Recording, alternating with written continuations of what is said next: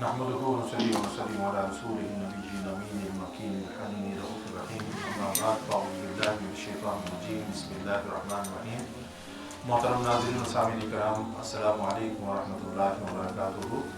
اللہ تعالیٰ کے فضل و کرم اور حضور نبی اکرم صلی اللہ علیہ وسلم کے نادر پاک کے صدقے سے آج ہم ترجمۃ القرآن کے سلسلے کی ایک اور نشست میں آپ کے ساتھ حاضر ہیں۔ اللہ تعالیٰ سے دعا ہے کہ وہ ہمیں قرآن پاک کو سمجھنے اور سمجھ کر عمل کرنے کی توفیق عطا فرمائے۔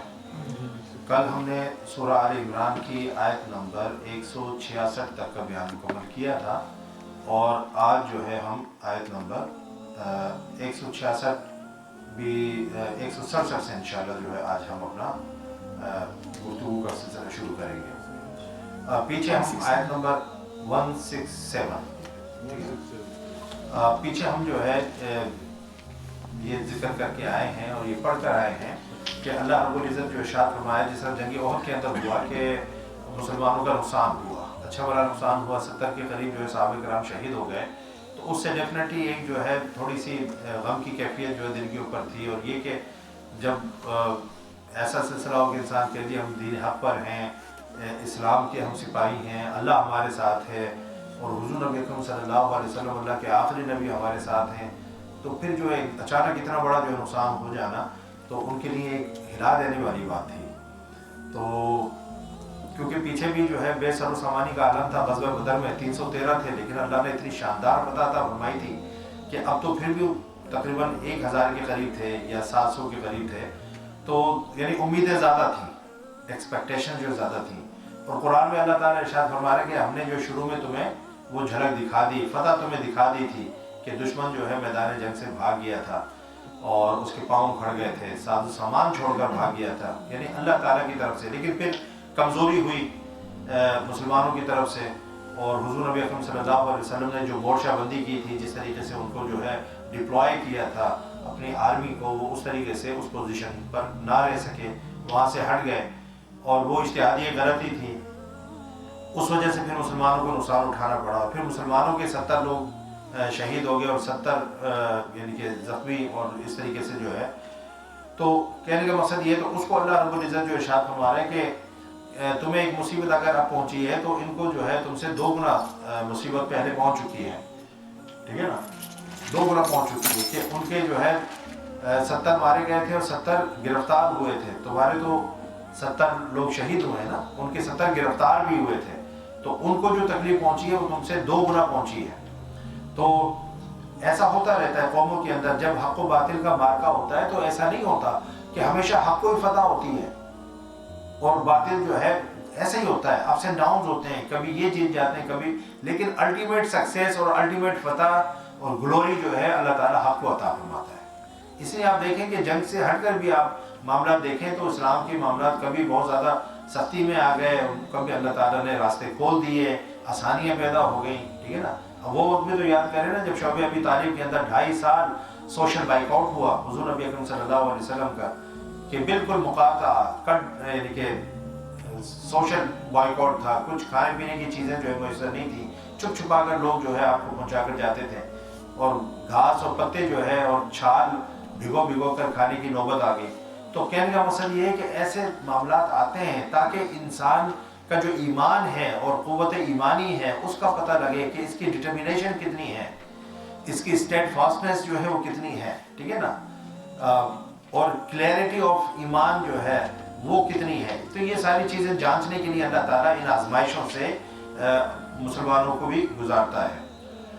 تو یہ ہم جو ہے وہ بات کر رہے تھے، پھر اللہ رب العزت نے ایک اور ریزن بھی اس کی بیان فرمائی تھی کہ یہ جب یہ حالات ہوتے ہیں تبھی جو ہے سچے اور جھوٹے کا پتہ لگتا ہے، کھوٹے اور کھرے کا پتہ لگتا ہے، جب حالات جو ہے نامساعد ہوں اور بہت مشکل حالات سے قومیں گزر رہی ہوں، تو ایسے وقت میں پتہ لگتا ہے کہ کون سچا ہے اور کون جھوٹا ہے، ٹھیک ہے نا۔ تو اللہ تعالیٰ نے مومنین اور منافقین کے درمیان فرق کر دیا، منافقین الگ ہو گئے اور مومنین جو ہے وہ الگ ہو گئے، اس کا بیان اللہ تعالیٰ وَلِيَعْلَمَ الَّذِينَ نَافَقُوا، اور ایسے لوگوں کی بھی پہچان کرا دے جو منافق ہیں۔ تو پیچھے ہوا کہ وَلِيَعْلَمَ الْمُؤْمِنِينَ، اور یہ اس لیے کہ اللہ ایمان والوں کی پہچان کرا دے، پھر فرمایا وَلِيَعْلَمَ الَّذِينَ نَافَقُوا، اور ایسے لوگوں کی بھی پہچان کرا دے جو منافق ہیں. تو دودھ کا دودھ پانی کا پانی ہو جائے، خلط ولط جو ہے یہ نہ ہو. تو اللہ تعالیٰ نے وحی کے ذریعے اس چیز کا اعلان کرنے کے بجائے پریکٹیکل وے کے اندر کہ ایک یعنی کہ ان حالات سے گزارا، سخت حالات سے گزارا. جو منافق تھے وہ تو تھے نا جس کو کہتے ہیں کہ اگر اچھا ہو اور مسلمانوں کو کچھ فتوحات مل رہی ہوں، کچھ مال غنیمت آ رہا ہو، کچھ ان کو جو ہے، تو پھر وہ کہتے ہیں جی ہم بھی آپ کے ساتھ ہیں. لیکن جہاں پر جان کی مال کی قربانی دینی پڑ رہی ہو، ماریں بھی پڑ رہی ہوں، تو وہ پھر کہتے ہیں ہم تو پہلے ہی ٹھیک تھے، جو ہمارا پچھلا دین تھا. تو یہ کیا ہوا کہ اس کے اندر جان بھی دیں، مال بھی دیں، اور یعنی کہ مار بھی کھائیں. تو یہ اس طریقے سے. تو وقیل لهم تعالوا قاتلوا فی سبیل اللہ او ادفعوا، اور جب ان منافقین سے کہا گیا کہ آؤ اللہ کی راہ میں جنگ کرو، او ادفعوا، یا جو ہے دفاع کرو، دشمن کا حملہ ہو رہا ہے تو دفاع کرو. جب ان سے یہ جو ہے کہا گیا، قالوا، انہوں نے پتہ ہے کیا کہا، کہنے میں لو نعلم قتالا لاتبعناکم، اگر ہم جانتے کہ واقعی لڑائی ہوگی تو ہم ضرور تمہاری جو ہے پیروی کرتے. یعنی ہم اگر اسے اللہ کی راہ میں جنگ جانتے تو ضرور تمہاری پیروی کرتے. ایک تو یہ معنی ہو سکتا ہے، اور دوسرا معنی یہ بھی ہو سکتا ہے کہ اگر یہ جنگ کی طرح ہوتی جس کے اندر کوئی بیلنس ہوتا، کوئی پاور آف بیلنس ہوتا، بیلنس آف پاور ہوتا، تو پھر ہم جو ہے وہ جنگ بھی لڑتے. یہ کیا جنگ ہے کہ جناب ایک طرف 313 دوسری طرف 3 گنا طاقت ہے، ادھر جناب 700 ہے، ادھر 3000 ہے. یہ جنگ ہے، یہ تو خودکشی ہے، یہ تو اپنے آپ کو جو ہے ہلاکت میں ڈالنے والی بات ہے کہ اتنی تھوڑی تعداد کے ساتھ اتنی بڑی تعداد کے مقابلے میں کھڑا ہونا اور لڑنا اور جنگ کرنا، تو یہ تو حماقت ہی ہے. ٹھیک ہے نا. تو وہ یہ کہتے ہیں کہ اگر واقعی کوئی جنگ ہوتی جس کے اندر کوئی یعنی کہ بیلنس آف پاور ہوتا تو پھر ہم جو ہے اس کو جنگ سمجھتے اور جنگ کرتے بھی. تو اللہ رب العزت جو ہے تمہاری پیروی کرتے. اللہ فرماتے ہیں ہم للکفر یومئذ اقرب منهم للایمان، اس دن وہ ظاہری ایمان کی نسبت کھلے کفر کے سے زیادہ قریب تھے. پہلے تو وہ ظاہراً کہتے تھے نا مسلمان ہیں، لیکن وہ پہلا موقع تھا جب ان کا یہ بھانڈا جس کو کہتے ہیں نا پھوٹنے والا تھا، اور ان کی جو ہڈیاں وہ چوراہے کے اندر پھوٹنے والی تھی. کہ اس دن اللہ تعالیٰ فرما رہے ہیں جب یہ معاملہ آیا، یہ سچویشن آئی، اور جب انہوں نے کہا کہ ہم جو ہے تو اتباع آپ کی تب کرتے جب یعنی کہ ہم اس کو قتال اور جہاد سمجھتے ہیں. ٹھیک ہے نا. تو اللہ تعالیٰ فرما رہے ہیں یہ جب انہوں نے کہا تو اس دن وہ ایمان سے زیادہ کفر کے قریب تھے. وہ ریویل ہونے لگے تھے نا، ڈسکلوز ہونے لگے تھے، ایکسپوز ہونے لگے تھے. تو اللہ رب العزت نے فرمایا کہ یقولون بافواہہم ما لیس فی قلوبہم، وہ اپنے منہ سے وہ باتیں کہتے ہیں جو ان کے دلوں میں نہیں ہیں. یعنی یہ جو ایمان کا اظہار وہ منہ سے کر رہے ہیں نا کہ ہم جو ہے مومن ہیں، مسلمان ہیں، ہم آپ کے ساتھ ہیں، تو اللہ تعالیٰ فرمایا ما لیس فی قلوبہم، جو باتیں اپنے منہ سے جو ہے کہتے ہیں یہ ان کے دلوں میں نہیں ہے. ان کے دلوں میں تو کفر ہی ہے، ان کے دلوں میں تو منافقت ہی ہے. یہ زبان سے جو کچھ بھی کہہ رہے ہیں یہ بس اوپر سے ہے، اندر سے نہیں ہے. واللہ عالم بما یکتمون، اور اللہ جو ہے ان باتوں کو خوب جانتا ہے جو وہ چھپا رہے ہیں. وہ جو ان کا نفاق ہے، وہ جو ان کا کفر ہے، جو ان کے اندر جو ہے چھپا ہوا ہے، جس کو وہ مسلمانوں کے سامنے ظاہر نہیں کرتے، جس کو وہ اپنے جو حواری ہیں، اپنے جو دوست ہیں، ان کے سامنے جو ہے وہ ظاہر کرتے ہیں کہ ہم تو ان کا جو چیزہ لے رہے ہیں، ہم تو ان کا مذاق بنا رہے ہیں. دیکھو یہ جو ہے نبی ہیں، کہتے ہیں مجھے غیب کی خبریں آتی ہیں اور ہمارے دلوں کے حال تک سے واقف نہیں ہیں. ہم ان کے درمیان بیٹھتے ہیں، اٹھتے ہیں، بیٹھتے ہیں، کھاتے ہیں، پیتے ہیں، نمازیں ان کے پیچھے پڑھتے ہیں، ہمارے دل کے حال سے تو واقف ہیں نہیں. تو باتیں کرتے ہیں کہ جناب آسمان سے غیب کی خبریں آتی ہیں. اگر آتی ہوتی تو ہمارے دل کے حال سے بھی واقف ہوتے. اس طرح کی باتیں کرتے. تو اللہ رب العزت نے فرمایا کہ جو یعنی کہ ان کے باتیں ان کے دلوں میں ہے نا، جو خبث ہے، جو اناد ہے، جو حسد ہے، اور جو گند ان کے سینوں کے اندر بھری ہوئی ہے، اللہ اس سے خوب واقف ہے، آگاہ ہے. ہمارے پاس تو آ کر تو یہی کہتے ہیں نا کہ ہم ایمان لائے، ہم جو ہے آپ کے ساتھ ہیں، لیکن جب اپنے شیطانوں سے ملتے ہیں تو کیا کہتے ہیں کہ نہیں ہم جو ہے تمہارے ساتھ ہیں. وَإِذَا خَلَا بَعْضُهُمْ إِلَىٰ بَعْضٍ قَالُوا نُؤْمِنُ، اور جب جو ہے ادھر جاتے ہیں وَإِذَا خَلَوْا إِلَىٰ شَيَاطِینِهِمْ قَالُوا إِنَّا مَعَكُمْ، اور جب اپنے شیاطین سے ملتے ہیں یعنی کہ اپنے شیطان ہی ہے نا، تو کہتے ہیں ہم تمہارے ساتھ ہیں. تو یہ ہے، اس کو کہتے ہیں منافقت. دوئی وہ کہتے ہیں دورنگی چھوڑ دے، یک رنگ ہو جا، سراسر موم یا پھر سنگ ہو جا، یا تو موم بن جائے یا پھر سنگ ہو جائے. یہ کیا جناب ڈاؤن ڈور مذبذبین بین ذالک لا الہ الا ولا الہ الا، تذبذب کے شکار رہتے ہیں، نہ ادھر ہے نہ ادھر ہے، neither they are on this side nor they are on that side. What is this nonsense? Character تو یہی ہے نا. اگر ماننا ہے تو صحیح طریقے سے مانو، نہیں ماننا تو کافر. اس حوالے سے جو ہے کم از کم آپ ان کو یہ ایک کریڈٹ دے سکتے ہیں کہ بھائی جو بھی تھا انہوں نے کھلا کھلا کہہ دیا کہ ہم نہیں مانتے. تو ان کا ظاہر ان کا باطن انکار پر مبنی تھا. ٹھیک ہے نا، انہوں نے اندر باہر سے ایک تھے. یہ کیفیت اس کیفیت سے بہتر ہے جس میں بندہ جو ہے منافقت کر رہا ہو، کہ ظاہر سے کہہ رہا ہو کہ وہ مسلمان ہے اور اندر سے وہ مسلمان نہ ہو. یہ زیادہ ڈینجرس بھی ہے. آپ کو کافر نقصان اتنا نہیں پہنچا سکتا جتنا منافق نقصان پہنچا سکتا ہے. کیونکہ کافر کو آپ پہچانتے ہیں کہ ہمارا دوست نہیں ہے، ہمارا دشمن ہے.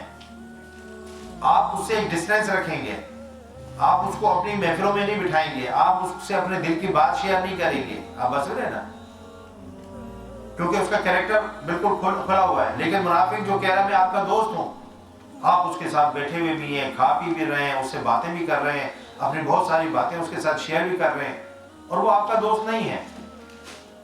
وہ آپ کو جو ہے پیچھے سے جو چھری مار رہا ہے. تو اس لیے جو اللہ تعالیٰ نے جو منافق ہیں اس کی نشانیاں زیادہ بیان فرمائیں تاکہ منافق جو ہے اپنی نشانیوں سے پہچانے جائیں. کافر نے تو کہہ دیا نا کہ میں نہیں مانتا، اب اس کو پہچانے میں کوئی غلطی ہو سکتی ہے؟ غلطی کس کو ہوگی؟ جو اپنے آپ کو آپ جیسا کہے اور آپ میں سے نہ ہو. ٹھیک ہے نا، جس طرح جاسوس ہوتے ہیں، وہ آ جاتے ہیں بھیس بدل کر، کہتے ہیں جی ہم ادھر کے ہیں، پاکستانی ہیں. ہوتا وہ انڈیا کا یا کسی اور ملک کا جاسوس ہے، تو وہ کہتے ہیں جی میں یہیں سے ہوں، اور وہیں پر جو بیٹھا ہوا جو پان کی دکان لگا کر بیٹھا ہوا ہے، یا گھڑیاں ٹھیک کر رہا ہے، یا وہ کچھ اس طرح سے کر رہا ہے. اور 10 سال گزر گئے، 20 سال گزر گئے، لوگ آ رہے ہیں اس سے جو ہے ٹھیک بھی کروا رہے ہیں، دوستیاں بھی اس کی جو بن جاتی ہیں، رشتہ داریاں بھی بن جاتی ہیں. سارا کچھ ایک دن پتہ لگتا ہے کہ یہ تو یہ جاسوس تھا. اس نے زیادہ نقصان پہنچایا ہے یا ایک بندہ جو بالکل کھلا کہے کہ جی میں آپ کا مخالف ہوں. تو اس لیے جو ہے منافقت سے بچنے کے لیے اللہ تعالیٰ نے ان کی جو نشانیاں تھیں وہ بالکل کھل کر جو ہے وہ بیان کی تاکہ کوئی شک و شبہ نہ رہے، وہ اپنی نشانیوں سے پہچانے جائے. پھر اللہ رب العزت نے فرمایا الذین قالوا لاخوانہم وقعدوا لو اطاعونا ما قتلوا. یہ وہی لوگ ہیں جنہوں نے باوجود اس کے کہ خود جو ہے گھروں میں بیٹھے رہے، یعنی خود تو جنگ میں نہیں آئے، اپنے بھائیوں کی نسبت کہا کہ اگر وہ ہمارا کہا مانتے تو نہ مارے جاتے. دیکھو جی ہم بچ گئے نا، ہم جنگ میں نہیں گئے، ہم واپس آ گئے، ہم گھر بیٹھے رہے، ہم بچ گئے. اگر یہ ہمارے جو بھائی ہیں یہ بھی ہمارا کہا مانتے تو اس طریقے سے جو ہے میدان جنگ میں مارے نہ جاتے. اب یہ باتیں جو اللہ نے فرمایا قل فادرؤوا عن انفسکم الموت ان کنتم صادقین، فرما دیں تم اپنے آپ کو موت سے بچا لینا اگر تم سچے ہو. جس دن تمہارا وقت آئے گا نا موت کا، ابھی تو تمہارا ٹائم نہیں آیا تھا اس لیے تم گھر بیٹھے بھی بچے ہوئے ہو.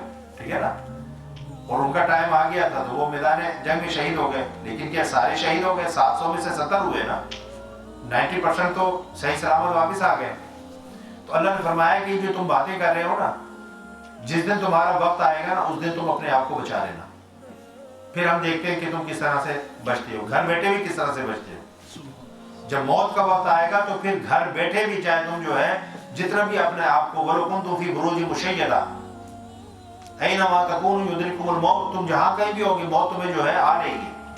وَلَوْ كُنْتُمْ فِي بُرُوجٍ مُشَيَّدَةٍ، چاہے تم اپنے آپ کو حصار بند کر لو، قلعے کے اندر بند کر لو، موٹی موٹی بنکرز بنا لو اور اس کے اندر جو ہے چپ کر بیٹھ جاؤ کہ موت نہ آئے، تو موت تو وہاں پر بھی آ جائے گی.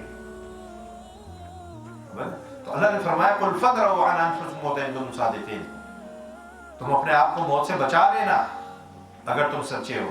اس دن نہیں بچا سکو، جس دن تمہارا وقت آ گیا تو جہاں پر بھی ہوگی، جس حال میں بھی ہوگی، ملک الموت تمہاری روح آ کر قبض کر لے گا. پھر اللہ رب العزت نے جو ہے اب وہ جو جن کو وہ تانے دے رہے تھے کہ شہید ہو گئے، دیکھو جی اگر یہاں پر گھر میں بیٹھے ہوتے تو اچھے حالوں میں ہوتے، زندہ ہوتے، آج اپنے بیوی بچوں کے ساتھ ہوتے، خوش و خرم ہوتے. اب دیکھو جناب مر گئے ہیں تو ہم تو عقل مند रहे कि हम छोड़कर आ गए और हम बच गए, उनका ये कहना था ना। तो अल्लाह रब्बुल इज़्ज़त इरशाद फरमाया तुम बच तो गए हो, लेकिन जो शहीद हुए हैं ना, ज़रा उनकी भी एक झलक जो है, क्योंकि हदीस में आता है कि शुहदा, वो जो शुहदा थे 70 शुहदा ओहद के जो है, अल्लाह ताला ने उनको जो है सब्ज़ परिंदों के अंदर उनकी रूहें जो करके, तो उनको जो है जन्नत के अंदर की जहाँ वो चाहें घूमें फिरें, और अर्श की नूरानी क़िंदीरों के अंदर अल्लाह ताला ने उनका जो घर बनाया, और उनको जो हर किस्म की नेमतें अल्लाह ताला ने वहाँ पर जब अता फरमाई, तो वो जो शुहदा थे, उन शुहदा ने कहा कि काश जो है यानी कि हमारे जो पीछे हैं लोग, उनको पता लग जाए किसी तरीके से, अगर हमें ये यानी कि इजाज़त होती तो हम खुद जाकर बता आते, किसी तरीके से उनको पता लग जाए कि हम शहीद होने के बाद, मरने के बाद अल्लाह ताला ने हमारा कितना एजाज़ किया है, कितना हमें इकराम दिया है, कितनी अल्लाह ताला ने हमारी शान बुलंद की है, कितनी अल्लाह ताला ने जो हमें नेमतों से नवाजा है।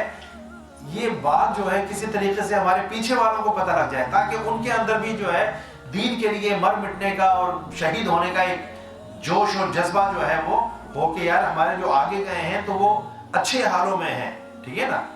तो अल्लाह रब्बुल इज़्ज़त ने फिर ये आयत नाज़िल फरमा दी। उनकी ये ख्वाहिश थी ना, तो अब वो खुद तो आकर बता नहीं सकते थे, अल्लाह ताला ने अपने महबूब सल्लल्लाहु अलैहि वसल्लम पर जो वही नाज़िल फरमा दी, और उसके अंदर जो है जो शुहदा के साथ मामला हुआ, जो अल्लाह ने उनको जो नेमतें अता फरमाई, जो उनको हयात जाविदा अता फरमाई, अल्लाह ताला ने उस चीज़ का बयान जो है कुरान पाक में आयात के ज़रिए से, वही के ज़रिए से फरमा दिया, ताकि जो पीछे लोग हैं और इसी रास्ते पर हैं, तो उनको अंदर और ज़्यादा जो है कमिटमेंट पैदा हो जाए, और ज़्यादा जो है उनके अंदर डिटर्मिनेशन पैदा हो जाए कि यार हम सही रास्ते पर हैं। जब हमसे पहले जो अल्लाह ने उनको जंग ओहद के अंदर शहादत का जाम अता फरमा दिया, जब वो चलेगा और उनको ये एजाज़ मिला है, तो आगे अगर और जंगें होंगी तो हम भी इसी तरीके से जो है कमिटमेंट के साथ लड़ेंगे, और अगर मर गए तो क्या, मरना तो है ना एक दिन।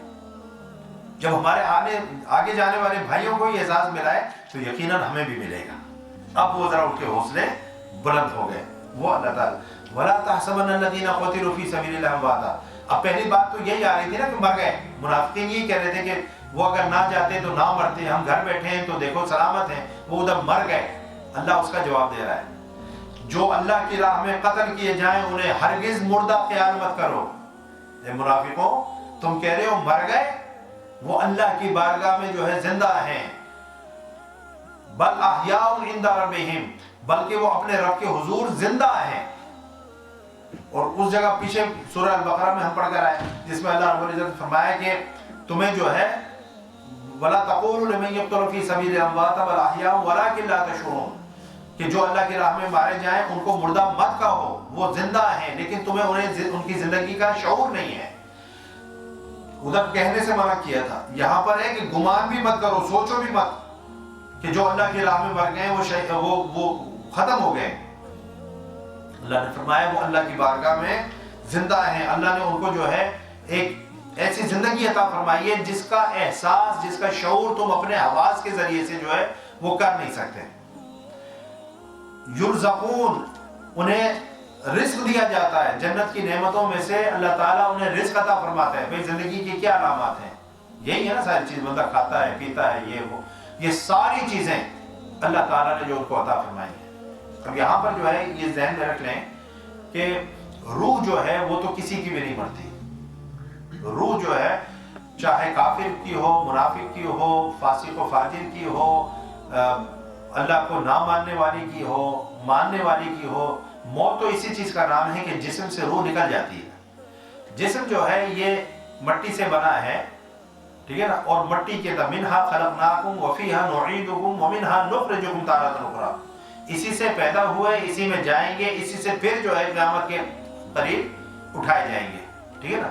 तो जिस्म जो था ये मट्टी से था, मट्टी के अंदर ही हमें दफना दिया जाता है और फिर अल्लाह ताला यहीं से हमें उठाएगा। तो रूह जो थी वो आलम बाला से आई थी, उसका ताल्लुक दुनिया से नहीं था। जिस्म का ताल्लुक इस आलम बशरियत से, आलम पस्त से था, ठीक है ना। तो जो चीज जहां से आई थी वो वहां चली गई, मौत इसका नाम है। रूह जो है टेम्परेरीली आई थी, उसके लिए अल्लाह ने एक मकान बनाया जिसमें उस रूह को फॉर अ सर्टेन टाइम रहना था। मैं सिंपल अल्फाज के अंदर आपको बता रहा हूँ। روح آئی تھی یہاں پر ایز اے مسافر، ایز اے ٹریولر، ٹھیک ہے نا. اب یہاں پر رہنے کے لیے اس کو ایک جو ہے یوں سمجھ رہے کہ مکان چاہیے تھا. اللہ نے یہ جسم جو ہے اس کے مکان کے طور پر، اس باڈی کو اس کے مکان کے طور پر بنا دیا. چونکہ وہ اس دنیا کے لیے آئی تھی تو یہ جو باڈی تھی، مکان تھا، یہ جو ہے اسی جگہ سے بن گیا، مٹی سے بن گیا. وہ روح اس کے اندر ڈال دی گئی، وہ روح اس کے اندر رہی 60 70 سال 100 سال 1000 سال، جس کی جتنی عمر ہوئی، ٹھیک ہے نا. اب جب اس کے اس دنیا سے واپس جانے کا ٹائم آیا، وہ روح چونکہ یہاں کی نہیں تھی، وہاں کی تھی، اس روح کو نکال لیا گیا، روح چلی گئی. اور یہ جو جسم ہے یہ اسی دنیا سے تھا، اس کو جو ہے اب کیا کریں اس کو، ٹھیک ہے نا. اب کیا کریں؟ کچھ نے کہا جلا دو، کچھ نے کہا جناب سمندر میں پھینک دو، کچھ نے کہا کہ جی یہ ویسے رکھ دو، یہ کوے چیلیں گدھ آ کر جو اس کو کھا جائیں گے. اللہ رب العزت نے جب حضرت آدم علیہ السلام کے 2 بیٹے حابیل اور قابیل، ان کا جب جو ہے وہ جھگڑا ہوا اور اس میں قابیل نے حابیل کو قتل کر دیا، تو اللہ تعالیٰ نے پھر اب وہ سوچنے، کیونکہ پہلا قتل تھا، اس سے پہلے کوئی قتل نہیں ہوا تھا، اس سے پہلے کوئی دفن نہیں ہوا تھا، اس سے پہلے کوئی مرا بھی نہیں تھا، نہ قتل ہوا تھا نہ تبھی بہت مرا تھا. تو اب ذہن میں آیا کہ میں کس طریقے سے اس لاش کو کیا کریں. فبعث اللہ غرابا، اللہ نے پھر جو ہے 2 وہ کوے بھیجے. فبعث اللہ غراب، اللہ نے جو کوہ بھیجا، یبحث فی الارض لیریہ کیف یواری صوت اخیہ، تو اس نے پھر جو ہے یہ اس طریقے سے وہ کووں کی ہوئی، اس نے پھر چونک سے جو ہے قبر کھود کر دوسرے کوے کو دفنا دیا، ٹھیک ہے نا، ایک نے دوسرے کو مار دیا. تو وہ جو تھا حابیل اور قابیل، حابیل تو مرا تھا، اس کو جو ہے پتہ لگ گیا کہ بھئی یہ طریقہ ہے کسی کی باڈی سے جان چھڑانے کا، یہ طریقہ ہے کہ اس کو زمین کھود کر دفنا دیا جائے. وہ کوے بھیج کر اللہ تعالیٰ نے ایک ڈیمونسٹریشن کروائی، ان کو بتا دیا کہ کس طریقے سے جو ہے انسانی باڈی کے ساتھ کیا جاتا ہے. تو مسلمان دفناتے ہیں اس وقت سے لے کر، اب بس میں لینا. تو یہ جسم جو تھا جب ختم ہو گیا، روح اس سے نکل گئی، تو اب کیا اس کا کرنا ہے؟ اس کو مسلمان اس کو دفنا دیتے ہیں، ہندو اس کو جلا دیتے ہیں، کوئی اس کو سمندر میں پھینک دیتا ہے، کوئی اس کو پہاڑوں پر رکھ دیتا ہے، چیل کوے کھا جاتے ہیں. مقصد ہے کہ مختلف طریقے ہیں، لیکن اسلام میں طریقہ یہی ہے کہ اس کو اعزاز کے ساتھ قبر کے اندر دفنایا جائے، کیونکہ مٹی سے ہی وہ بنا تھا اور مٹی کے اندر ہی وہ چلا گیا. آپ کی بات سمجھ رہے ہیں؟ تو میں یہ عرض کر رہا تھا کہ جو روح ہے وہ تو کسی کی بھی نہیں مرتی. جسم جو ہے اس کے اندر ڈینسٹی ہوتی ہے، کثافت ہوتی ہے. جب یہ مٹی کے اندر ملتا ہے تو مٹی وہ کھا جاتی ہے، ڈینسٹی کی وجہ سے وہ گل سڑ جاتا ہے، ڈیکمپوز ہو جاتا ہے، ٹھیک ہے نا، مٹی میں ڈسنٹیگریٹ ہو جاتا ہے مٹی کے اندر جا کر. لیکن شہداء کے ساتھ، صدیقین کے ساتھ، انبیاء کے ساتھ کیا معاملہ ہوتا ہے کہ اللہ تعالیٰ ان کے جسموں کو پروٹیکٹ کر لیتا ہے. دفن تو وہ بھی جو ہے مٹی کے اندر ہی ہوتے ہیں، انبیاء کی بھی جو ہے قبریں ہوتی ہیں نا، اسی طریقے سے اولیاء بھی قبروں میں دفنائے جاتے ہیں، شہداء بھی قبروں میں دفنائے جاتے ہیں. لیکن معاملہ کیا ہوتا ہے، روح تو سب کی اوپر چلی گئی، ٹھیک ہے نا، ان کے پھر اپنے مقامات ہیں جہاں پر وہ رہتی ہیں. اس باڈی کو جو دفنایا جاتا ہے تو میرے اور آپ جیسے لوگوں کی جو باڈیز ہیں وہ گل سڑ جاتی ہیں، ختم ہو جاتی ہیں. لیکن جو انبیاء ہوتے ہیں اور شہداء ہوتے ہیں، صدیقین اور صالحین ہوتے ہیں، ان کی جو باڈی ہوتی ہے وہ خراب نہیں ہوتی. وہ خراب کیوں نہیں ہوتی؟ دیکھیں نا، اللہ نے ویسے تو نارمل حکم دیا ہوا ہے مٹی کو کہ بھئی کھا جاؤ، تو مٹی کھا جاتی ہے. جیسا آگ کا کام کیا ہے؟ جلانا ہے نا. تو کوئی چیز آپ اس کے اندر ڈالیں گے تو وہ جلائے گی یا نہیں جلائے گی؟ جلائے گی یا نہیں جلائے گی؟ بولے نا، جلائے گی نا، کیونکہ آگ کا کام کیا ہے؟ جلانا ہے. جو چیز اس کے اندر جائے گی، لوہا جائے گا اس کو پگھلا دے گی، سونا جائے گا اس کو پگھلا دے گی. آگ کا کام جلانا ہے. تو حضرت ابراہیم علیہ السلام کو کیوں نہیں پگھلایا؟ بولے حضرت ابراہیم علیہ السلام کو کیوں نہیں پگھلایا؟ آگ میں ہی نا، بڑی زبردست آگ جلائی تھی. تو حضرت ابراہیم علیہ السلام کا پیران بھی جو ہے وہ نہیں چلا. آپ بالکل، کیونکہ کوئی بھی چیز اپنے آپ سے کچھ نہیں کر سکتی، ہر چیز اللہ کے حکم کی تابع ہے. اللہ آپ کو کہے جلا تو وہ جلائے گی. اسی آگ کو اللہ کسی کے لیے کہہ دے کہ اس کو مت جلا تو بجا لے آگ کی کہ وہ جلائے. بولے نا، چھری کا کام کیا ہے؟ اگر کسی کے گلے پر جو چھری چلائی جائے، جانور آپ عید الاضحیٰ پر ذبح کرتے ہیں، جانور کٹتا ہے یا نہیں کٹتا؟ گردن اس کی جدا ہوتی ہے نہیں ہوتی, کھال اس کی اترتی ہے نہیں اترتی, گوشت کے اس کے پارچے بنتے ہیں نہیں بنتے. تو چھری جو ہے, تیز چھری جو ہوتی ہے, شارپ نائف جو ہوتی ہے, وہ گلا کاٹتی بھی ہے, کھال بھی اتارتی ہے, پارچے بھی بناتی ہے, بوٹیاں بھی بناتی ہے. آپ لوگ روز جو ہے آپ کسائی کے پاس جا کر گوشت لیتے ہیں تو وہ چھریوں سے کام کرتے ہیں نا, تو چھری کا کام کاٹنا ہے نا. تو حضرت اسماعیل علیہ السلام کا گلا کیوں نہیں کٹا؟ سبحان اللہ. بولے نا, ادھر بھی تو چھری تھی نا, تو چھری کا کام اگر کاٹنا ہے تو اسماعیل علیہ السلام کی گردن کیوں نہیں کٹی؟ بات یہ کہ اس نائب کو جو ہے حکم نہیں تھا اللہ کی طرف سے کہ میرے اسماعیل کا گلا کٹے, وہ تو امتحان تھا. اچھا بعد میں جو جنت سے مینڈا آیا وہ تو جنت سے آیا ہوا تھا, اسپیشل مینڈا تھا, اس کی گردن کیوں کٹ گئی؟ اسی چھری سے کٹی نا. نقطہ میں آپ نے چھری کو تبدیل تو نہیں ہو گئی تھی, جنت سے چھری نہیں آئی تھی, جنت سے صرف مینڈا آیا تھا. وہی چھری جب اسماعیل کے گلے پر چل رہی تھی تو کام نہیں کر رہی تھی, اور جب جنت سے جو مینڈا آیا ہوا تھا اس کے گلے پر چلی تو کام ہو گیا, ذبح ہو گیا. تو اس کا مطلب یہ ہے کہ کھنڈی چھری نہیں تھی, اس چھری کے اندر کاٹنے کی شارپ تھی, اس کے اندر صلاحیت تھی. لیکن اسماعیل کا گلا کیوں نہیں کٹا اسماعیل علیہ السلام کا؟ اللہ کا حکم نہیں تھا. بات کیا یعنی صاحب دیکھنا, آپ دیکھتے ہیں اکثر دیکھتے ہیں ایک بندہ ہے چھت سے گرا مر گیا, ایک اور بندہ اسی چھت سے گرا ہڈی ٹوٹ گئی, مرا نہیں. سیم ہائٹ سے, کیوں میں اسی ہائٹ سے ایک بندہ گرا تھا, گر کر مر گیا, اسی ہائٹ سے ایک بندہ گرا ہے اور اس کو کچھ بھی نہیں ہوا, وہ ایک دم اٹھایا اور جناب چل پڑا. ایک بندہ جو گاڑی کے نیچے آ گیا, گاڑی اس کے اوپر سے گزر گئی اور وہ اٹھایا اور بھاگتا ہوا جناب وہ چلا گیا. اور ایک بندہ گاڑی کے نیچے آیا ہے اور وہ مر گیا. اب بات سمجھ رہے ہیں؟ تو بات یہ ہے کہ گاڑی کی ٹکر سے بندہ نہیں مرتا, اللہ کے اذن سے مرتا ہے. اگر اس کی موت کا وقت آ گیا ہے اور اللہ کا حکم ہے وہ مر جائے گا. اور اگر ابھی اس کی زندگی ہے تو چاہے وہ ہوائی جہاز سے بھی گر پڑے.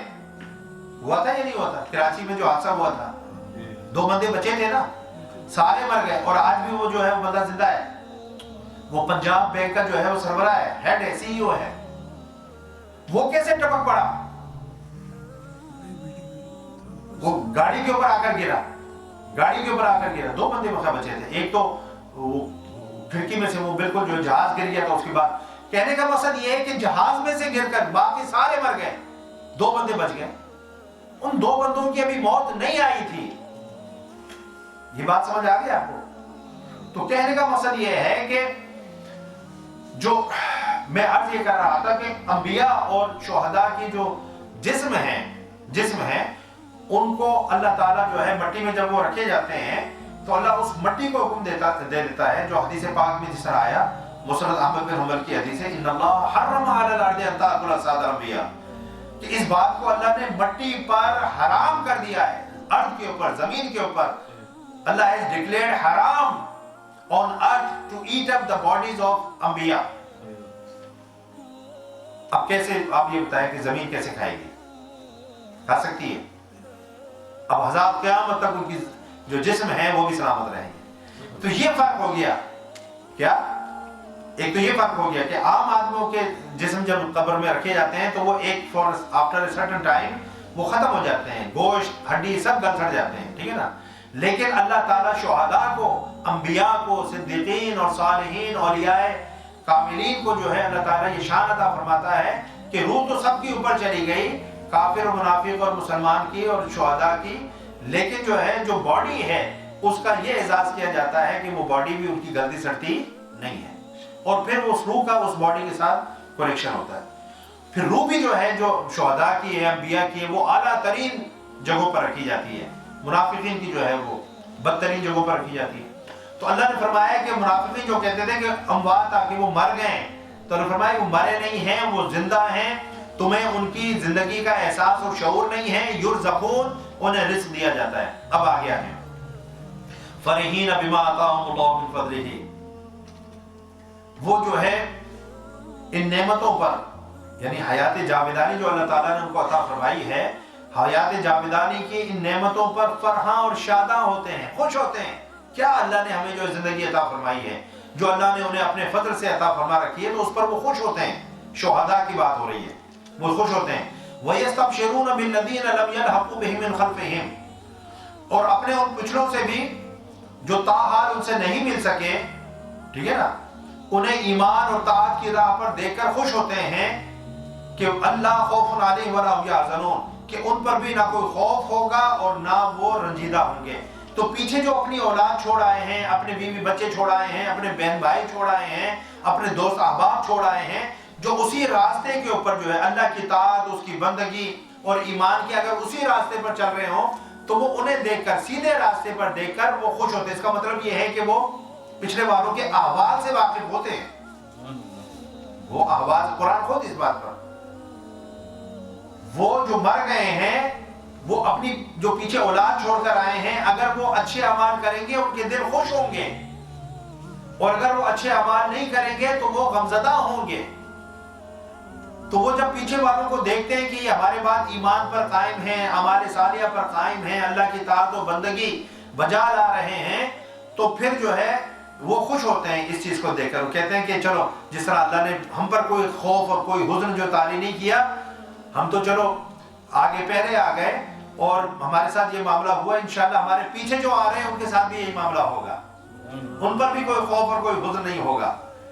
دیکھو نا، والدین چاہیں گے کہ ان کی اولاد جو پیچھے آ رہی ہے، چلو ہم تو بچ گئے لیکن ہماری جو پیچھے والی اولاد آ رہی ہے وہ جہنم میں جائے۔ بھئی مرے ہیں، کوئی تعلق تو ختم نہیں ہوا، تعلق تو نہیں منقطع ہوا۔ وہ والدین، اب یہ تو نہیں کہ والدین نہیں رہے، اللہ تعالیٰ قیامت کے اندر جو فیملیز جس طرح سے یہاں پر دنیا میں رہتے تھے، اسی طریقے سے جنت میں بھی اللہ تعالیٰ جو اکٹھے رکھے گا۔ اب سوال یہ آتا ہے کہ بعض ڈیفینیٹلی جو ہے ماں باپ کا ہو سکتا عمل بہت زیادہ جو ہے اچھا ہو اور جنت میں درجات ہوں گے، اور اولاد جو ہے اس کا عمل اچھا ہو لیکن اتنا نہ ہو درجے میں جو ہے اس کو بھی، دونوں کو جنت مل رہی ہے لیکن ایک کو اعلیٰ درجہ مل رہا ہے اور ایک کو جو ہے، قرآن نے کہا ہم درجات بما عملوا، کہ عمل کے اعتبار سے ان کے درجات ہوں گے۔ اب والدین کو اونچا درجہ مل گیا، اولاد جنت میں تو چلی گئی لیکن درجے میں کم ہے، تو پھر اوپر نیچے ہو گیا نا، اکٹھے تو نہیں ہوئے۔ اور میں نے اوپر نیچے کا بھی آپ کو بتایا تھا کہ ایسے ہوگا جیسے زمین پر بیٹھے ہوئے ہم آسمان کو دیکھتے ہیں، درجے کا جو فرق ہوگا اس طریقے سے ہوگا۔ تو اب کس طریقے سے جو ہے اللہ قرآن میں دوسری جگہ ارشاد فرما رہے ہیں کہ ہم اکٹھا جو ہے ان کو رکھیں گے۔ تو اب دیکھیں، دو صورتیں ہو سکتی ہیں اکٹھے رکھنے کی، یا تو یہ ہے، پہلی صورت یہ ہو سکتی ہے کہ جو اوپر والے درجے والے ہیں نا، پیرنٹس ہیں، ان کو نیچے لے آئے جائے، ان کو نیچے ان کی اولاد کے ساتھ جو ہے لا کر رکھا جائے۔ بھئی ایک صورت یہ ہو سکتی ہے نا، پوسیبلٹی تو دو ہی ہے نا، یا تو اوپر نیچے والوں کو کہا جائے بھئی آپ کی اولاد نیچے درجے میں ہے تو آپ نیچے آ جائیں تاکہ آپ فیملی جو پوری اکٹھی رہے۔ تو یہ تو پھر ظلم ہو جائے گا۔ کیا یہ ظلم ہو جائے گا نا، کہ جس کو اعلیٰ درجہ ملا ہوا ہو اس کو ڈی گریڈ کر کے، اور یعنی کہ ڈی موشن ہے، پروموشن ہوتی ہے، ایک ڈی موشن ہوتی ہے، ڈیموٹ کر کے جو ہے نیچے لا کر رکھا جائے تو یہ ظلم ہو جائے گا، اور اللہ ظلم کرتا نہیں ہے، نہ ظلم کو پسند کرتا ہے۔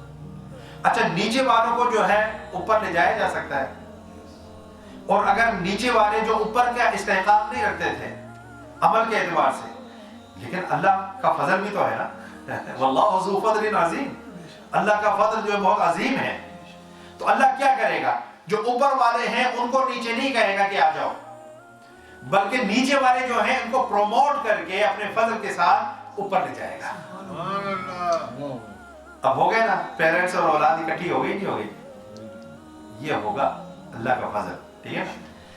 تو وہ پیچھے والوں کے احوال سے واقف ہوتے ہیں، وہ ان کو جب ایمان کے راستے پر، طاعت و بندگی کے راستے پر چلتا ہوا دیکھتے ہیں تو خوش ہوتے ہیں کہ ہمارے بعد جو ہیں لوگ جو ہیں وہ اسی راستے پر ہیں، اور انشاءاللہ جب وہ مریں گے اور مر کر ادھر آئیں گے تو ان کے ساتھ بھی یہی معاملہ ہوگا جو اللہ نے ہمارے ساتھ کیا ہے۔ پھر اللہ تعالیٰ فرمایا یستبشرون بنعمت من اللہ وفضل وان اللہ لا یضیع اجر المؤمنین، اور اللہ کی جو ہے وہ جو تجلیات قرب جو ہے اللہ کی ان پر نازل ہوتی ہیں، اور وہ تجلیات قرب کی جو نعمت ہوتی ہے اور جو وصال کی لذتیں ہوتی ہیں، وہ جو ہے وہ اللہ کی اس فضل سے مسرور رہتے ہیں، یعنی وہ اللہ ان پر اپنے یعنی تجلیات کی، اپنے فضل و کرم کی وہ جو بارش فرماتا ہے، اپنی قربت کی تجلیات فرماتا ہے، اور اللہ تعالیٰ جو وصال کی لذتیں ان کو عطا فرماتا ہے۔ اللہ کی قربت کی لذتیں کیا ہوں گی، اس سے ملنے کی لذتیں کیا ہوں گی، وہ جو وہ عطا فرماتا ہے، اس پر بھی وہ مسرور رہتے ہیں، خوش رہتے ہیں۔ جب آپ کو جو ہے دیکھو نا کسی کی قربت مل رہی ہو، آپ مثال کے طور پر دنیا داری کی اگر بات کر رہے ہیں تو اگر کوئی لیٹ سے کہ مثال کے طور پر ایک بندہ ہے، اس کو کوئن کی جو ہے بڑی ایکسیس ہے اور ملنا جلنا ہے، آنا جانا ہے اور کھانا اکٹھا جو کوئن کے ساتھ کھاتا ہے، کیسا آ کر فخر سے بتائے گا؟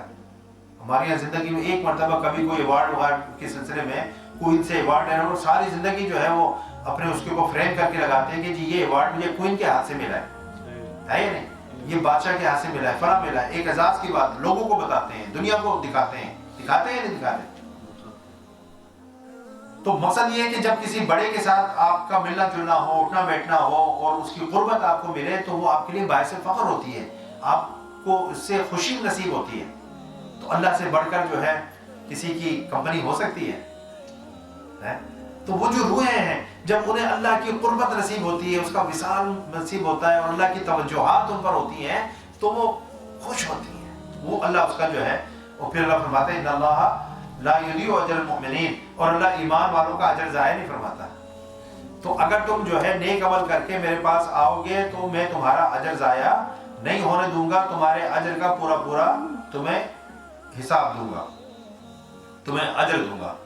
پھر اللہ رب العزت فرمایا الذین استجابوا للہ ورسولہ من بعد ما اصابهم القرح للذین احسنوا منهم واتقوا اجر عظیم، جن لوگوں نے زخم کھا چکنے کے بعد بھی اللہ اور اس کے رسول کے حکم پر لبیک کہا، للذین احسنوا منهم واتقوا اجر عظیم، ان میں جو صاحبان احسان ہیں اور پرہیزگار ہیں ان کے لیے بڑا اجر ہے۔ اب ہوا کیا؟ یہ غزوہ احد تو ختم ہو گیا، اب میں نے آپ کو بتایا کہ وہ وہاں پر جو ہے وہ جا کر پھر ان کو خیال آیا کہ ہم ایک انفنش جاب جو ہے وہ چھوڑ کر آگے ہیں، ہم اس سے زیادہ مسلمانوں کو نقصان پہنچا سکتے تھے، ہم اور زیادہ جو ہے اگر تھوڑی دیر وہاں پر رہتے تو اور مسلمانوں کو کمپلیٹ شکست ہو سکتی تھی۔ یہ ہمیں ہوا کیا تھا کہ ہم وہاں سے آ گئے، تو وہ واپس آنا چاہتے تھے لیکن اللہ تعالیٰ نے ان کے دل پر جو ہے رعب طاری کر دیا اور یہ کہ وہ پھر جو ہے واپس نہیں پلٹے۔ اب ہوا کہ اگلے دن حضور نبی اکرم صلی اللہ علیہ وسلم نے جو ہے فرمایا صحابہ کرام سے کہ ہمیں ان کا تعاقب کرنا چاہیے، we should go after them, we should chase them۔ تو حضور نبی اکرم صلی اللہ علیہ وسلم، ابھی دیکھیں صحابہ زخمی ہیں، 70 تو شہید ہو گئے تو سارا دن تو ان کو تدفین میں ہی لگ گیا ہوگا۔ اگلے دن پھر حضور نبی اکرم صلی اللہ علیہ وسلم نے اعلان فرما دیا کہ ہم ان کے تعاقب میں جائیں گے۔ حضور نبی اکرم صلی اللہ علیہ وسلم خود زخمی ہیں، صحابہ کرام زخمی ہیں، اور اتنے زخمی ہیں کہ سہارے کے ساتھ جو ہے بڑی مشکل سے ان کو اٹھایا جاتا تھا اور لے کر وہ چلتے تھے، کچھ اتنے بھی زخمی تھے۔ حضور نبی اکرم صلی اللہ علیہ وسلم نے جب اعلان فرمایا کہ اب ہم ان کے تعاقب میں جائیں گے تو صحابہ کرام پھر تیار ہو گئے، پھر تیار ہو گئے۔ اللہ اس کا بیان فرما رہا ہے کہ جن لوگوں نے زخم کھا چکنے کے بعد بھی زخمی تھے، ایسی حالت نہیں تھی کہ وہ گھوڑے کی پینھ پر بیٹھتے، ایسی حالت نہیں تھی کہ جا کر وہ جو ہے تلوار چلاتے، لیکن اللہ اور اس کے رسول کے حکم کی تعمیل، سمجھے نا؟ اب ایسے صحابہ کے بارے میں کوئی زبان کھولے، ایسے جانثاروں کے بارے میں کوئی زبان کھولے، اس کی زبان نہ کھینچ لی جائے، شرم آنی چاہیے۔ اتنی عظیم ہستیوں کے بارے میں جو ہے ہم اپنی جو ہے غلیظ زبان کھولیں تو حیف ہے، افسوس کا مقام ہے۔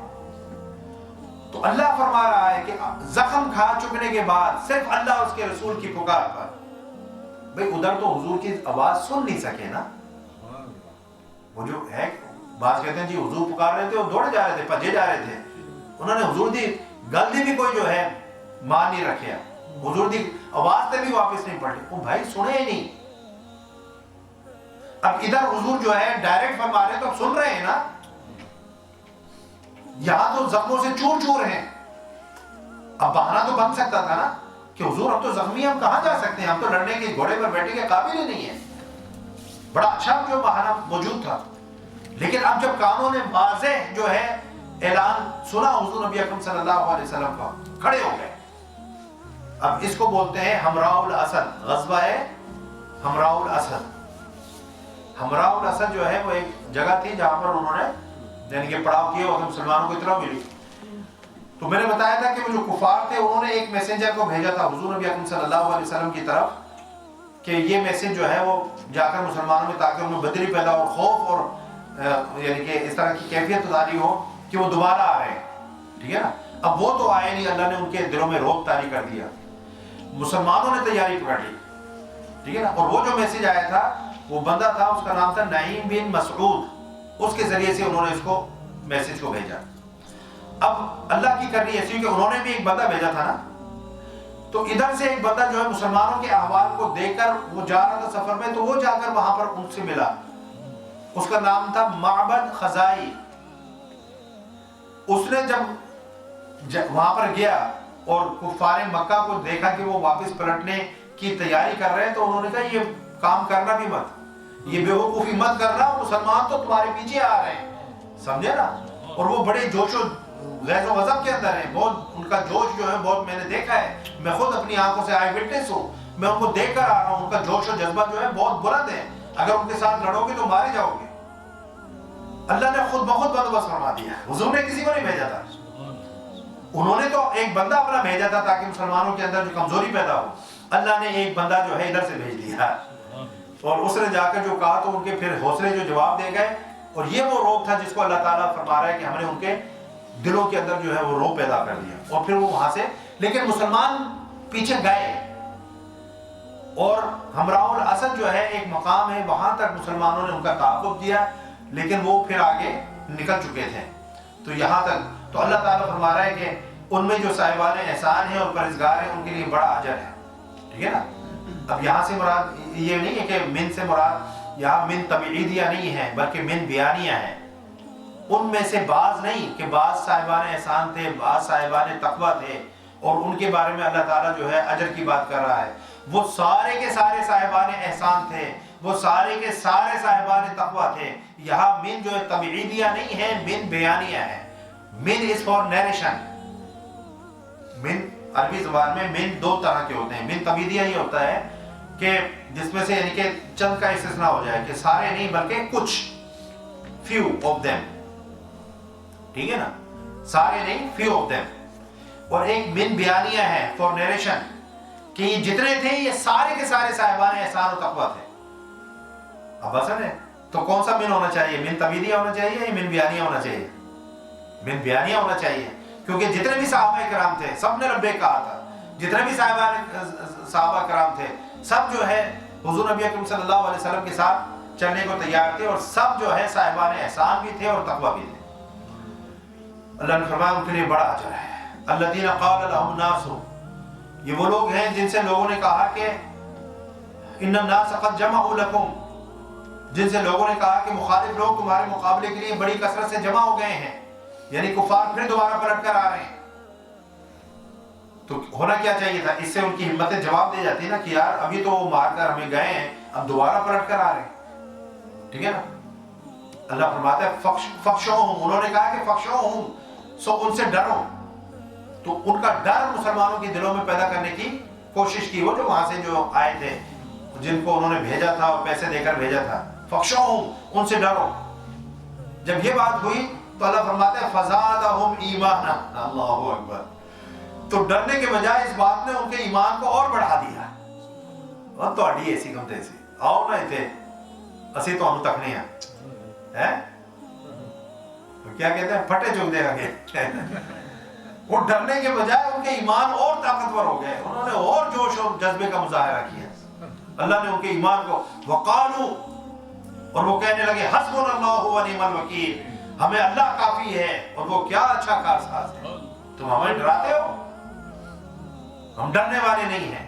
وہ ایک کیفیت تھی، ہو گئی، اچانک حملہ تھا، پیچھے سے پاؤں کھڑ گئے، سمجھے نا، جان بوجھ کر نہیں تھا. حسبنا اللہ و نعم الوکیل، اللہ ہمیں کافی ہے اور وہ کیا اچھا کارساز ہے. تو ان کے حوصلے پست ہونے کے بجائے ان کے حوصلے اور بلند ہو گئے. ان کا آنے دو، we will see them, let them come. ٹھیک ہے نا. اللہ اکبر، اللہ اکبر. فانقلبوا بنعمت من اللہ، پھر وہ مسلمان اللہ کے بنعمت من اللہ وفضل لم یمسسہم سوء، پھر وہ مسلمان اللہ کے انعام اور فضل کے ساتھ واپس پلٹے. اب ہمراہ الاسد تک پہنچ گئے تھے نا، ہمراہ الاسد تک پہنچ گئے تھے چیز کرتے ہوئے. فالو اپ کرتے ہوئے پہنچ گئے تھے. اب اللہ کہہ رہا ہے کہ جب وہ واپس پلٹے ہیں تو اللہ کے انعام اور فضل کے ساتھ جو ہے واپس پلٹے ہیں. انعام تو یہ ہو گیا کہ ان کو اللہ نے بھگا دیا, ٹھیک ہے نا, یہ اللہ کا کتنا بڑا, یعنی کہ دوبارہ وہ مڑ بھیڑ نہیں ہوئی, دوبارہ جو ہے کلیش نہیں ہوا, ان پر اللہ نے روب طاری کر دیا, وہ نکل گئے. اور فضل کیا ہوا؟ فضل یہ ہوا کہ وہ حمراء الاسد جو ہے وہاں پر ایک بہت بڑی مارکیٹ تھی, بازار تھا, یہ جو ہے گئے تو لڑنے تھے وہاں پر, کیونکہ تاجر تھے نا بھائی, پروفیشن جو ہے تاجر تھے, بزنس مین تھے اس طرح کے جو ہے, تو وہ جناب بازار کے اندر چلے گئے اور وہاں پر خرید و فروخت کی, سمجھے نا, چیزیں لی دی, اللہ نے اس میں ان کو پروفٹ عطا فرما دیا. جنگ کرنے گئے تھے تو وہاں پر جا کر بازار کے اندر جب چلے گئے تو اللہ نے جو ہے وہ جو انہوں نے وہاں پر ٹریڈ کی, اس ٹریڈ میں اللہ نے ان کو بہت فائدہ عطا فرما دیا. اور جب واپس آئے تو ان کے پاس مال تھا, اللہ کا فضل ہو گیا. اللہ فرماتا ہے کہ اور فضل کے ساتھ واپس پلٹے, انہیں کوئی غضب نہ پہنچی, کوئی نقصان نہیں ہوا, تو یہ اس کا انعام. واتبعوا رضوان اللہ, انہوں نے اللہ کی رضا کی پیروی کی. اللہ کی جہاں رضا ہوتی ہے وہاں غضب نہیں ہوتا. کیا ابھی جو ہے آپ دیکھیں نا, ایک دن پہلے جو کچھ ہوا غزوہ احد کے اندر, اس میں اللہ نے تھوڑی سی ان کی سرزنش فرمائی, تھوڑی ان کی جو تعریف کی, پھر ان کو معافی بھی جو ہے عطا فرما دی, سارا کچھ. ابھی اللہ کیا فرما رہا ہے؟ واتبعوا رضوان اللہ, انہوں نے اللہ کی رضا کی پیروی کی. تو اب اللہ ناراض رہا نہیں رہا. اللہ خود فرما رہا ہے, یہ آیات کس نے نازل فرمائی؟ اللہ نے نازل فرمائی. تو ہم اللہ کے بارے میں زیادہ جانتے ہیں, یا اللہ جو ہے خود جو فرما رہا ہے اپنے بارے میں وہ زیادہ بہتر ہے؟ اللہ فرما رہا ہے کہ انہوں نے میری رضا کی پیروی کی, یعنی میں ان سے راضی ہوں. جب اللہ اپنے جو ہے نبی کے صحابہ سے راضی ہے, اور اللہ نے اپنے نبی کے صحابہ کی جو اجتہادی غلطی تھی اس کو معاف کر دیا اور ان کی تربیت فرما دی, اب میں اور آپ کون ہوتے ہیں اس کے اوپر بات کرنے والے؟ We should zip our mouth. ہمیں تو ایک لفظ نہیں بولنا چاہیے.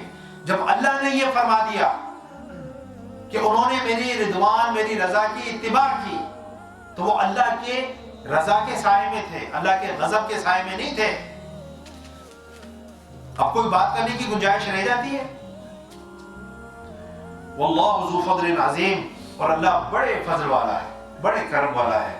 انما ذالکم الشیطان یخوف اولیاء, بے شک یہ شیطان ہی ہے. وہ جو مخبر آیا تھا اس کو بھی اللہ نے جو شیطانوں کا بھائی شیطان, شیطانوں کا دوست شیطان, شیطانوں کا ایمبیسڈر شیطان, ٹھیک ہے نا, تو اللہ اس کو شیطان سے تعبیر فرما رہا ہے, جس کو میں نے آپ کو بتایا کہ مفسرین نے اس کا نام نعیم بن مسعود لکھا ہے.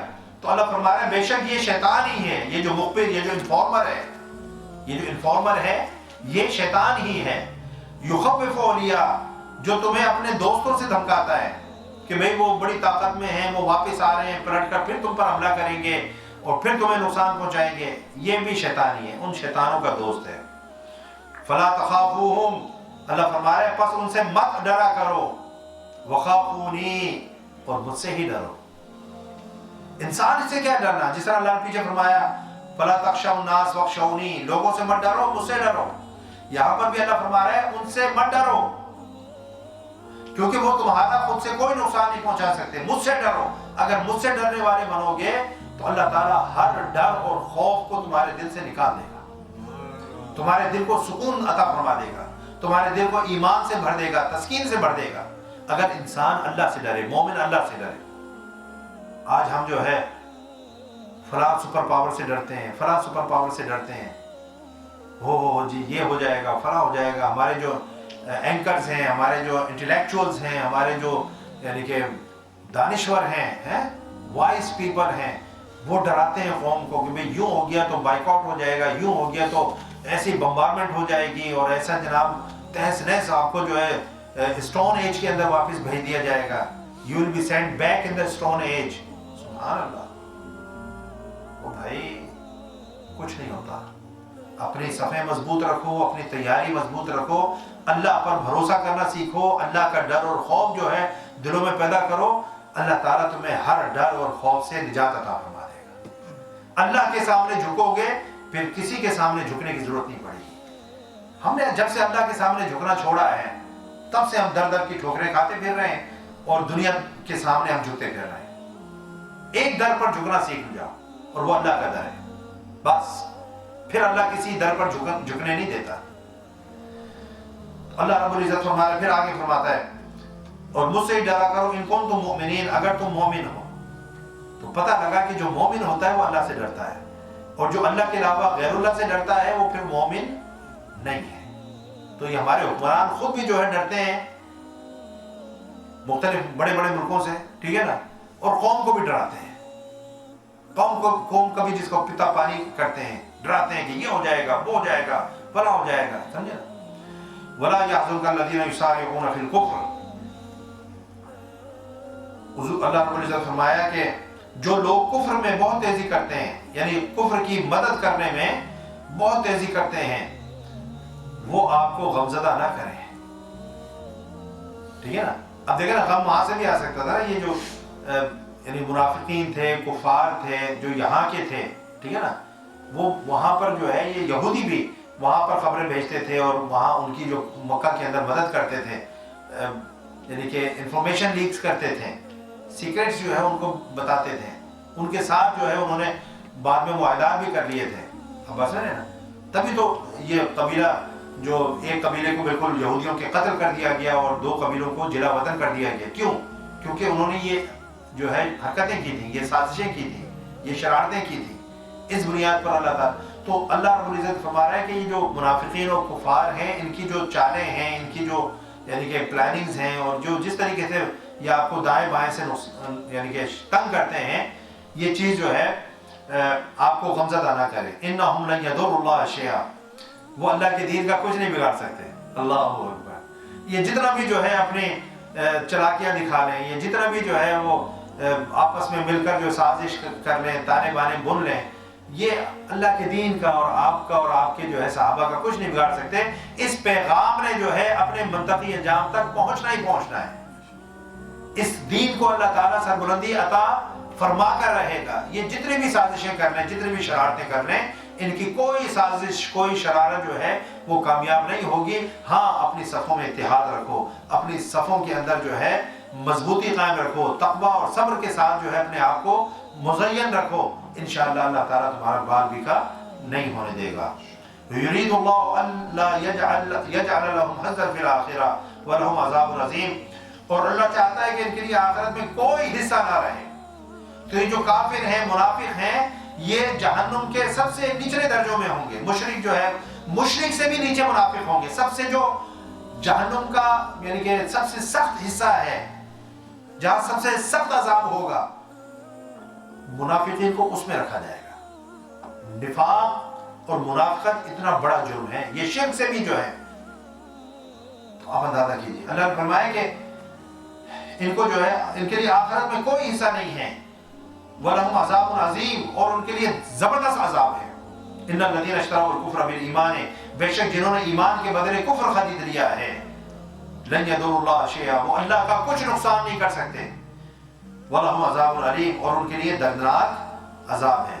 اب دیکھو نا، ایمان کے بدلے انہوں نے جو ہے کفر خریدا نا، ایمان کا نور پھیل رہا تھا، معجزات جو ہے وہ دیکھ رہے تھے، اور اتنے اتنے عظیم معجزات جو ہے، چاند شق ہو رہا ہے، سورج پلٹایا جا رہا ہے، یعنی کہ جانور آ کر سجدے کر رہے ہیں، حکم پر درخت اپنی جڑوں کے ساتھ نکل کر جو ہے وہ آ رہے ہیں، کنکریاں کلمہ پڑھ رہی ہیں، حضور جو ہے لوح میں دہن ڈال رہے ہیں، کھانا پانی میٹھا ہو رہا ہے، تھوڑے سے پانی کے اندر انگلیاں ڈال دی تو انگلیوں سے پانی کے فوارے جو ہے وہ بہ رہے ہیں۔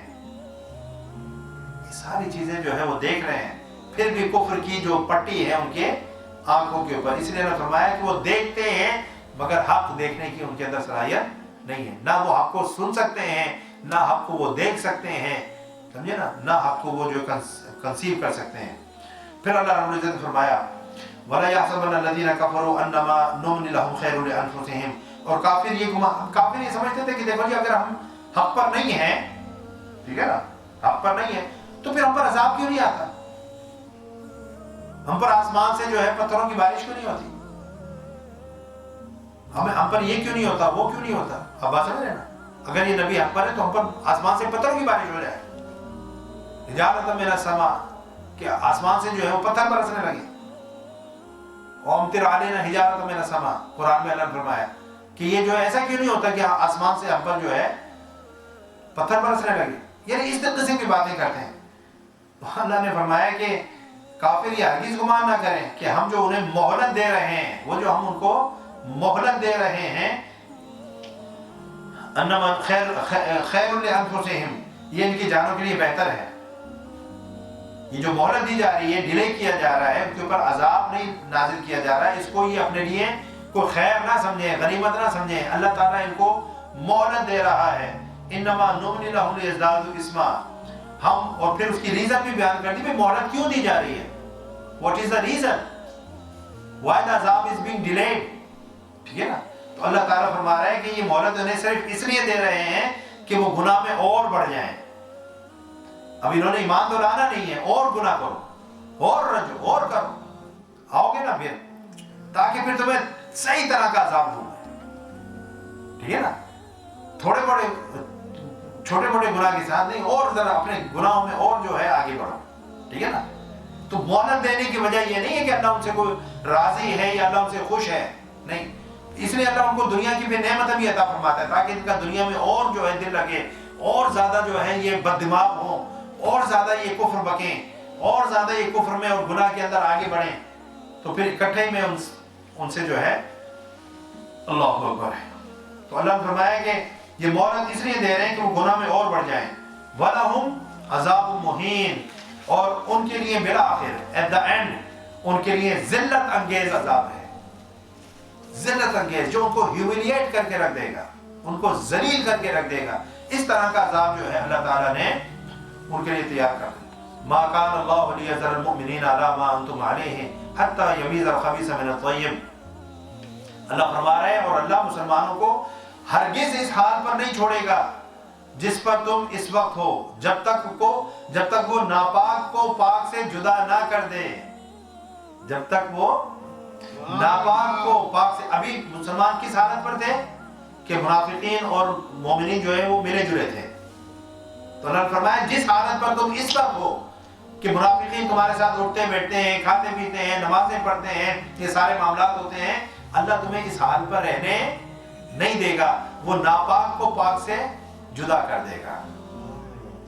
जब तक वो नापाक को पाक से जुदा ना कर दे, उस वक्त तक जो है अल्लाह ताला तुम्हें यानी कि छोड़ेगा नहीं, यानी ये नहीं कि बाद में छोड़ देगा, बस ये कि ये काम जो है होकर रहेगा। ये मुनाफिकीन एक वक्त में खुद ब खुद एक्सपोज होंगे। अल्लाह wanted them to be expose themselves automatically, वही के जरिए करना चाहता, वो तो एक लम्हे के अंदर हो सकता था, तो अल्लाह जानता है हर एक के दिलों की, लेकिन अल्लाह ताला चाहता था कि वो खुद जो है उनका अमल खुद जो है वो ये कहे कि हम मुनाफिक हैं, वो चीख चीख कर कहें, उसका उनका अमल का है, उनका किरदार का है कि हम मुनाफिक हैं। और फिर कोई जो है यानी कि वो इस जोगी भी ना रहे कि किसी को आकर कहे कि नहीं जी ये देखो जी अल्लाह ताला ने हमें मुनाफिक जो है डिक्लेयर कर दिया, और हम तो भाई ठीक ही थे, हम तो अंदर से मुसलमान ही थे, बस ये अल्लाह ने हमारे साथ ज्यादती कर दी ना, उज़्बिल्लाह।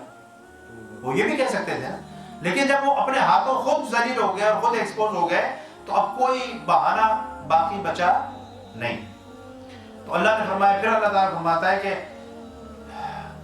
वमा कान अल्लाहु लियुत्लिअकुम अलल गैबी वलाकिन अल्लाह यज्तबी मिन रुसुलिही मन यशा, और अल्लाह की ये शान नहीं कि हर एक को जो है गैब पर जो मुतला करता फिरे, ना ना ना, हर एक इस काबिल है कि उसको गैब बताया जाए, आमतुन नास को, पब्लिक को गैब की खबरें अल्लाह दे, ये अल्लाह की शान नहीं है।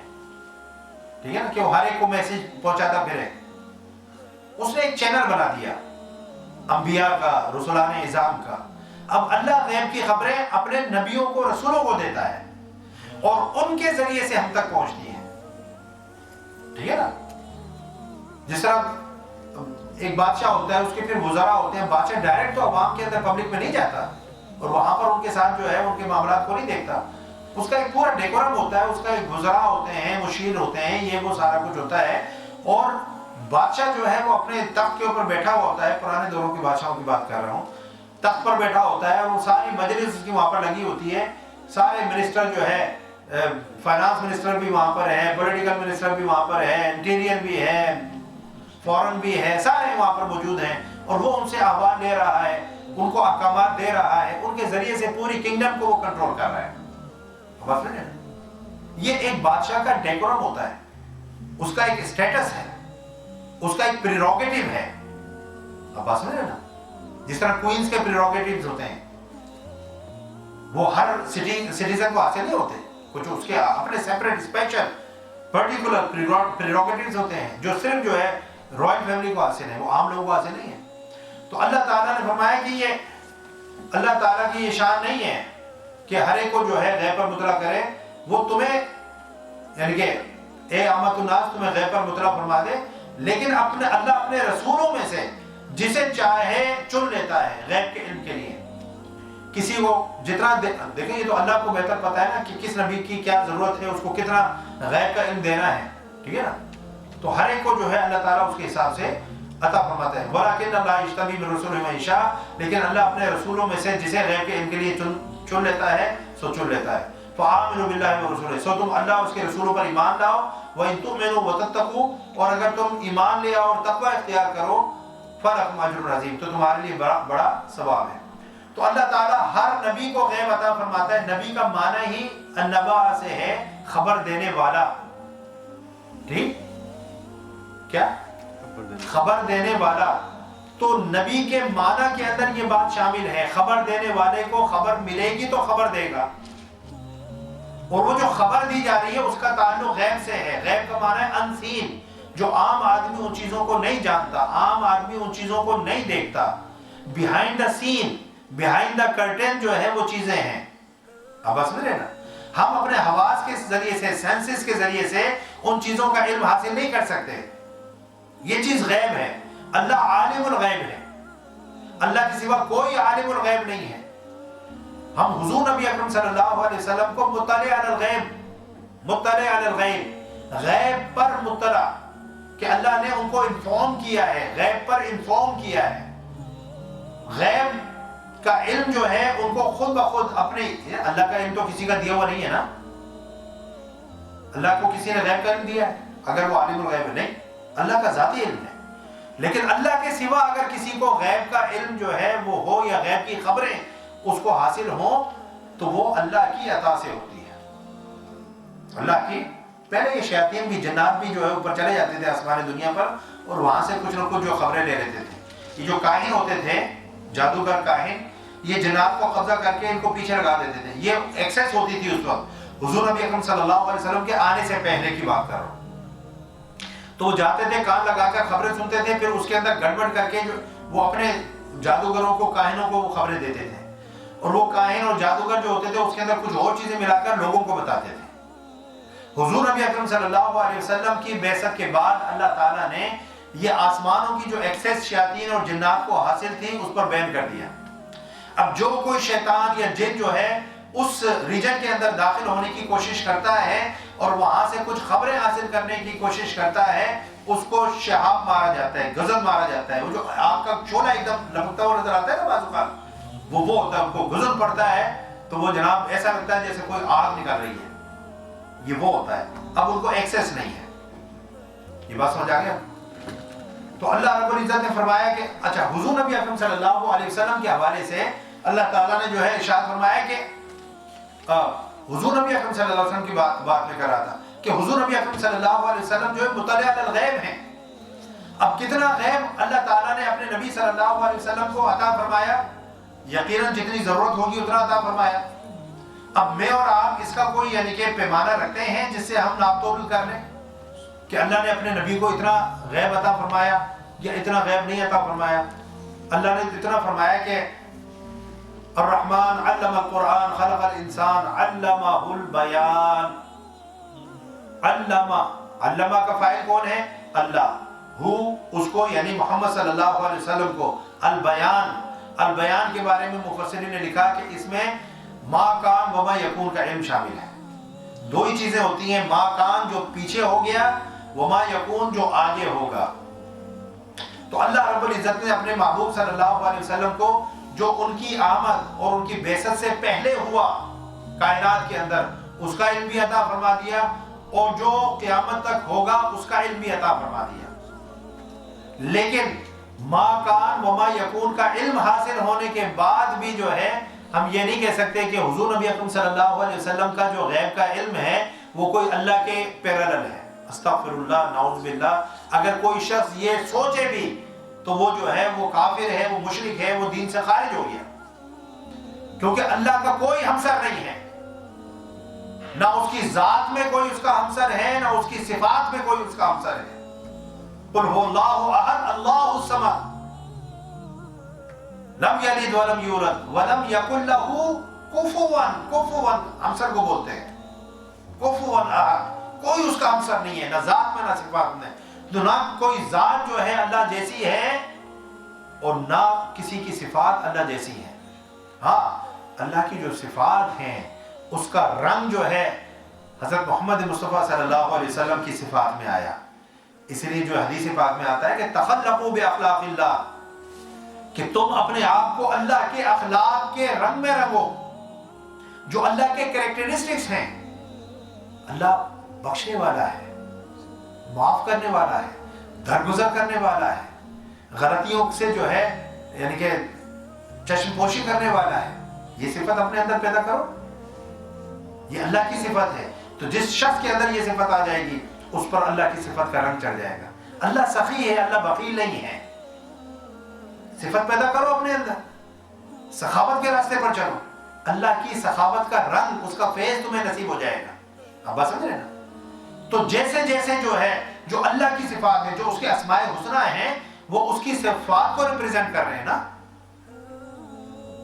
اللہ جو عالی ہے، تو اللہ فرماتا ہے، حدیث پاک میں آتا ہے کہ اللہ تعالیٰ کم ہمت اور پست ہمت لوگوں کو، جو چھوٹی سی بات پر بالکل گر جاتے ہیں اور ڈاؤن ہو جاتے ہیں، اور ہم تو ڈاؤن ہو گئے، اللہ ان لوگوں کو پسند فرماتا ہے جو عالی ہمت ہوتے ہیں. وہ کہتے ہیں یہ پہاڑ بھی ہم توڑ دیں گے، یہ سمندر بھی ہم جو ہے پار کر جائیں گے.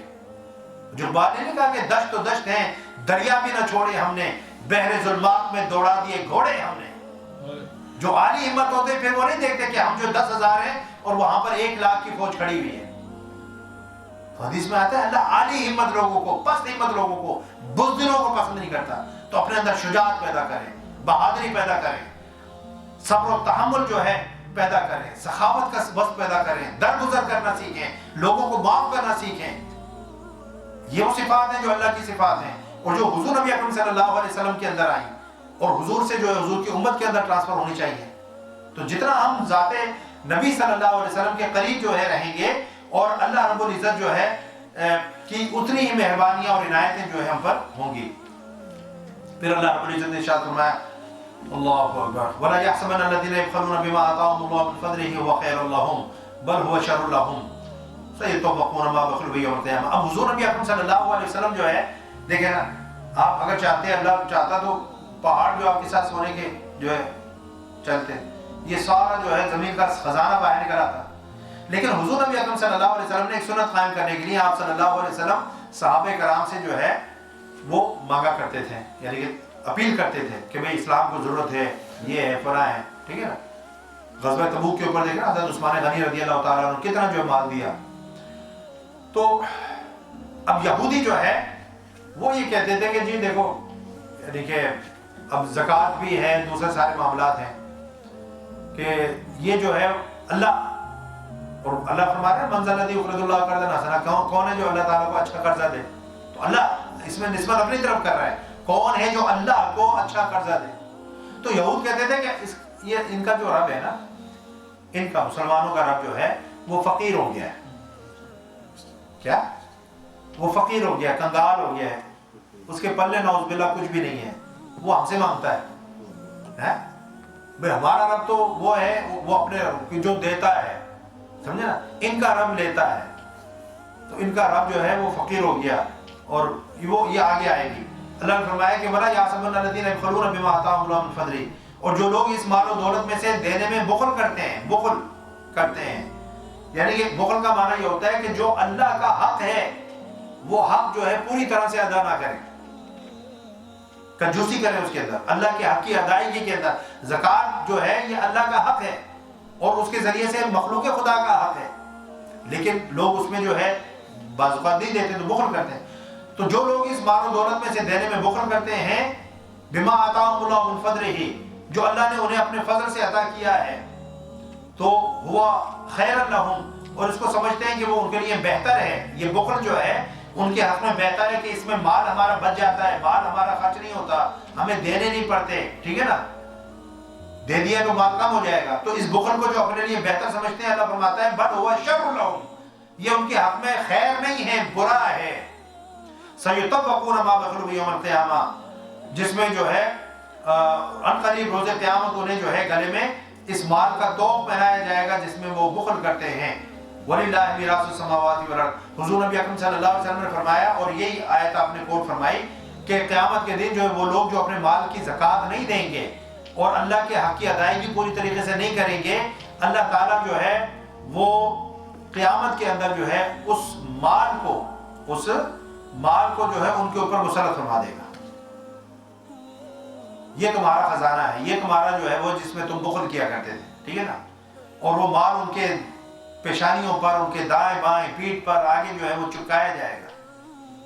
تو یہ اس کا توق جو ہے، اس مال کا توق بنا کر گلے کے اندر ان کے جو ہے وہ ڈال دیا جائے گا.